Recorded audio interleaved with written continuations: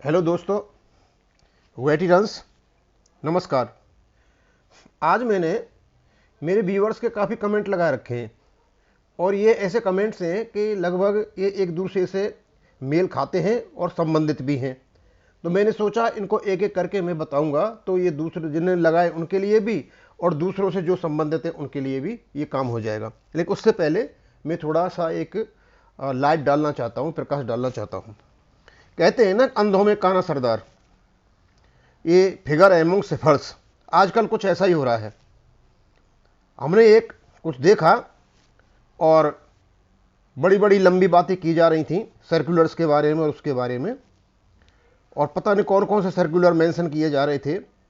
मैं थोड़ा सा बता दूं कि छठवें वेतन आयोग जब लागू हुआ था उस समय हमारी पेंशन बहुत कम थी और यूपीए सरकार ने कई बार इसमें संशोधन किया और कई प्रकार के सर्कुलर निकाले। उसमें 397 भी था, 547 भी था, 548 भी था, 502 था और पता नहीं कितने निकाले थे। लेकिन जैसे ही 568 सर्कुलर आया और इनको अलग अलग डेट से लागू किया गया था, जैसे 430 को किया गया था लागू एक साथ 2009 से, 501 को लागू किया गया था 24/9/2012 से, अलग अलग डेट थी। लेकिन जैसे ही 568 सर्कुलर आया मिनिमम फिटमेंट टेबल के आधार पर, तो उसको पुनः 1/1/2006 से लागू कर दिया गया और जिसकी जो पेंशन थी वो उतनी वृद्धि हो गई।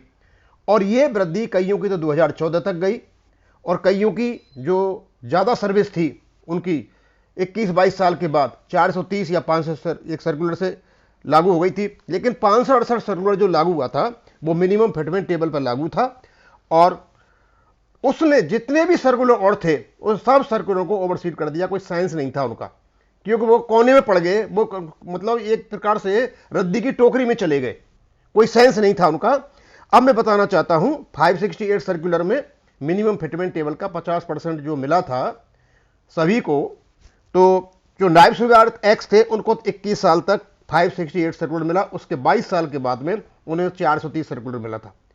लेकिन उनकी पेंशन जो थी वही रही या बड़ी नहीं, उनकी पेंशन वहां ज्यादा हो गई थी 430, वहां से 430 सर्कुलर चल गया था। वही नायब सर का 20 साल से लगा था और सूबेदार एक्स का 20.5 साल से लेकर के शुरू हुआ था 568, सूबेदार बाई का 21 साल तक चला था 568 और सूबेदार मेजर का 21 साल तक चला था और सूबेदार बाई का 21 साल तक चला था। क्योंकि इनकी पेंशन समान थी, क्योंकि जो मिनिमम फिटमेंट टेबल बने हुए थे उसका 50% मिलना था, तो उसकी एक ही फिगर थी और वो फिगर जहां जहां तक ज्यादा थी वहां तक उनको मिला। उसके बाद जो नोशनल मैक्सिमम का सर्कुलर था 430, उसने काबू कर लिया और उसके बाद 24/9/2012 के बाद सिपाही से लेकर हवलदार तक 501 ने काबू कर लिया। और सर्कुलर जितने भी हैं वो कोई काम के नहीं है। उसके बाद आपको ओआरओपी आई, ओआरओपी के बाद 7 सीपीसी आया, उसके बाद ओआरओपी 666 आई और एक सर्कुलर और इंपॉर्टेंट 542, जिसमें मिनिमम फिटमेंट टेबल का फिटमेंट दे रखा है, उसमें 1S/2008 तक का, बस वही इंपॉर्टेंट है और सब फालतू की बकवास है। इधर उधर कोई बकवास कर रहा है, इसका मतलब कोई बकवास इधर उधर से कर रहा है तो इसका मतलब वो जानता ही नहीं है कि एक्चुअली हमारे पे स्केल कहां और कैसे सेट हुए हैं, और सर्कुलर की बात करना ही बेईमानी है। अब उसके बारे में बताऊंगा मैंने एक बार बताया भी था कि जो मिनिमम फिटमेंट टेबल से कैसे कैसे क्या क्या हुआ और क्या क्या अफवाहें उड़ाई थी। और अब मैं थोड़ा सा ये ले लेता हूं क्योंकि उसके बारे में जब बताऊंगा तो डिटेल से बताऊंगा मैं आपको। एक है कोई फयाज भट्ट जी, वो कहते हैं दीवान साहब जी, हम डीपीडीओ वालों का एरियर कब मिलेगा? हम इस पर्स में माइग्रेशन नहीं हुए हैं, हमारा एरियर अभी तक अकाउंट में नहीं आया है, प्लीज ये बताएं कि हमें कब तक मिलेगा, शुक्रिया।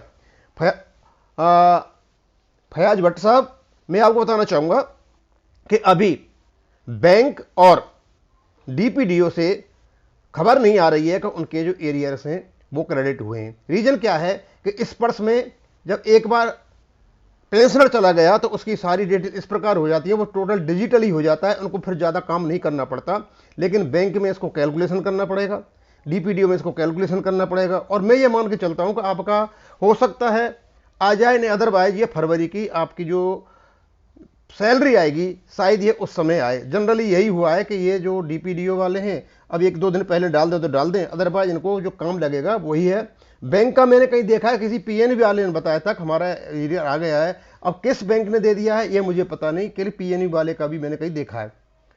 दूसरा सर जैन बैंक वालों को कब मिलेगा? मैं तो यही मान के चलता हूं कि यदि आपका अभी तक नहीं आया किसी बैंक वाले का, डीपीडीओ वाले का, तो शायद उनका काम चल रहा होगा और जैसे ही उनका हो जाएगा आपका डाल देंगे। नहीं, आप आशा कीजिए कि आपकी 28 फरवरी को जो आपकी पेंशन आएगी हो सकता है उसके साथ भी आ जाए।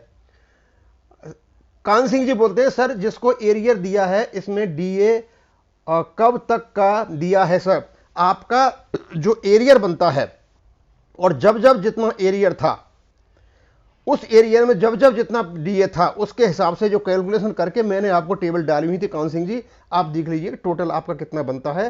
डीए आपका अप टू डेट दे रखा है। डीए ऐसा नहीं है कि भाई उल्टा सीधा कर दें, जितना आपका डीए था उसी को कैलकुलेशन करके डाला था, उसको 52.268 करके, और वो सारा कैलकुलेटेड है। एक एम कोई पारथ सिल, सर आसाम राइफल्स एक्सर्विसमैन में ओआरओ का एरियर नहीं मिला है, बैंक एरियर्स नहीं मिला है सर, आसाम राइफल्स को नहीं मिलेगा सर। भैया मैं आपको बताना चाहूंगा, मैंने देखा था कि आसाम राइफल्स एक ऐसी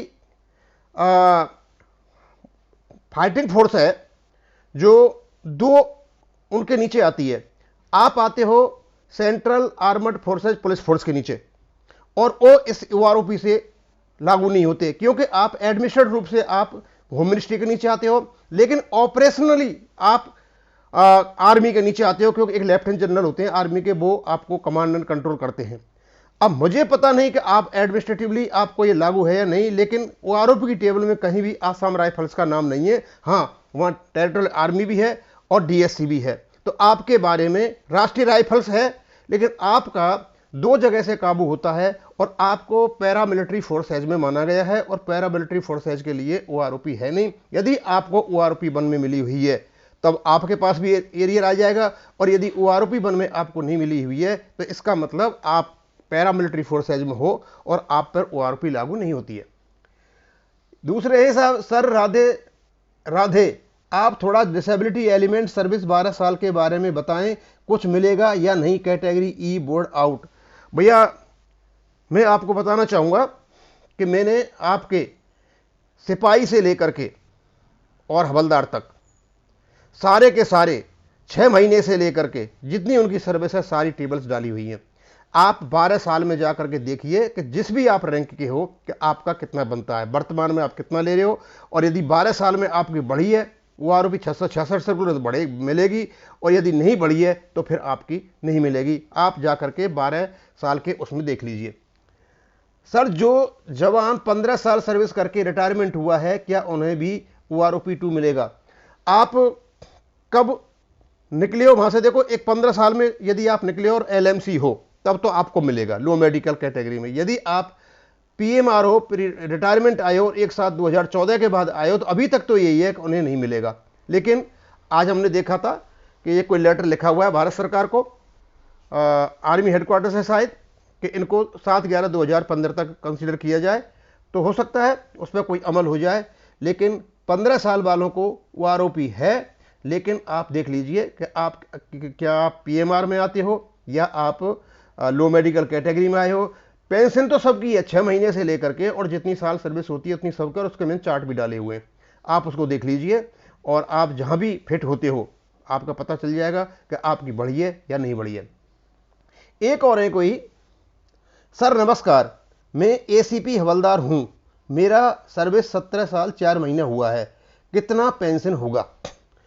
मैं आपको बताना चाहूंगा कि मैंने आपको पहले भी बताया था कि जिस रैंक के साथ एसीपी लगा हुआ है उस एसीपी की वजह से वो सीनियर रैंक का ग्रेड पे तो ले रहा है, लेकिन रैंक उसकी वही है। यदि हवलदार एमएसीपी 1 लगा हुआ है तो वो नायब सर का 42 का ग्रेड पे ले रहा है, लेकिन उसका रैंक हवलदार ही है, तो अपनी पेंशन वो केवल हवलदार वाले खाने में ही देखें। यदि आपकी 17 साल की सर्विस है और ओआरओपी की फिगर 17 साल की जो आप वर्तमान में ले रहे हो उससे ज़्यादा है तो वो आपको मिलेगी। और यदि आपकी, मैं जानता हूँ, समझ रहा हूँ कि आपकी एसीपी हो तो आपकी तो ऑलरेडी ज़्यादा होगी, मैक्सिमम पे होंगे, तो आप तो मेरे ख्याल में एवरेज से कवर होंगे नहीं, तो कम तो आप लोगे नहीं, ज़्यादा आप पहले ही ले रहे होंगे, और यदि आप कम ले रहे हो तो आपको उससे कवर हो जाओगे, और यदि ज़्यादा ले रहे हो तो आप उससे कवर नहीं होंगे, क्योंकि जो ओआरओपी है वो मैक्सिमम और मिनिमम का एवरेज है। जिनकी मैक्सिमम है उनको तो मिलेगा ही नहीं, लेकिन जिनकी मिनिमम है वो केवल एवरेज पर जाएंगे। तो मुझे लगता है कि जो हवलदार एमएसीपी बने, जो नायब सवार के बराबर हैं, तो वो हवलदार के बराबर हैं, वो हवलदार ही हैं। लेकिन उनकी जो पेंशन है वर्तमान में जो ओआरओपी में हवलदार की पेंशन दे रखी है उससे ज़्यादा है। ज़्यादा तो उन पर तो लागू आरोपी लागू होगी नहीं, वो तो वैसे ही निकल जाएंगे क्योंकि उनको ज़्यादा मिल रही है। तो ये जो सिस्टम है ये ऐसे है। अब एक बड़े ही उल्टे सीधे क्या रहा, सदाराम लकड़ा, सदाराम लकड़ा, भाई सदाराम लकड़ा जी बड़ा जबरदस्त कमेंट किया है आपने यार। बोलते हैं अब तेरी दुकान चल पड़ी है, कभी सरकार के खिलाफ तो कभी जवानों के लिए बात करते हो, जितना बरगलाओगे जवानों की नज़र से उतने ही गिर जाओगे। भाई सदाराम लकड़ा जी, मैं बलगरा रहा हूं, लोगों को क्या कर रहा हूं मैं तो आज तक समझ नहीं पाया है। आपने बड़ा अच्छा असेसमेंट किया, समझे। और मेरी दुकान चल पड़ी है, मेरी दुकान कौन सी है भाई, मैं कौन सी दुकान चला रहा हूं है? और जवानों को नजरों से गिर जाओगे। हाँ, मैं नजरों से गिरा हूं, सुबह से लेकर शाम तक मेरे पास फोन भी आते हैं और पेंशनर्स मेरे से पूछते भी हैं और उनका समस्याओं का मैं समाधान भी करता हूं। फैमिली पेंशनर्स के भी फोन आते हैं मुझे। अब मैं नज़र में गिर रहा हूं या बढ़ रहा हूं ये तो मुझे पता नहीं, वो तो आपको ही पता होगा। लेकिन आप किस कैटेगरी में हो, किस कैटेगरी के इडियट हो, मुझे समझ में नहीं आती। मुझे क्या तुम्हारे पास यही काम रह गया है कि मतलब क्या ना फालतू बकवास करने का? अरे तुम भी बकवास हो, तुम मतलब बर्थलेस आदमी हो, गुड फॉर नथिंग आदमी हो, समाज के असामाजिक तत्व हो तुम। तो यार तुम मेरे चैनल पर आकर क्यों बदमाशी करते हो? अब करना है तो करो, मुझ पर कोई तुम्हारा फर्क नहीं पड़ना है। हाँ, रही नज़र में गिनने वाली बात, तो नज़र में गिनने वाली भाई ऐसा काम तो किया नहीं है। हाँ, तुमने जरूर कर दिया, तुमने जो लिखा है ना मुझे, तो लोग बाग जब उसको देखेंगे और सुनेंगे भाई सदाराम कालरा जी कहेंगे, कोई तुम्हें बदतमीजी कहेगा, तमीज़दार तो कहेगा नहीं। अब मैं इसको यहीं ख़त्म करूँगा। थैंक यू, धन्यवाद।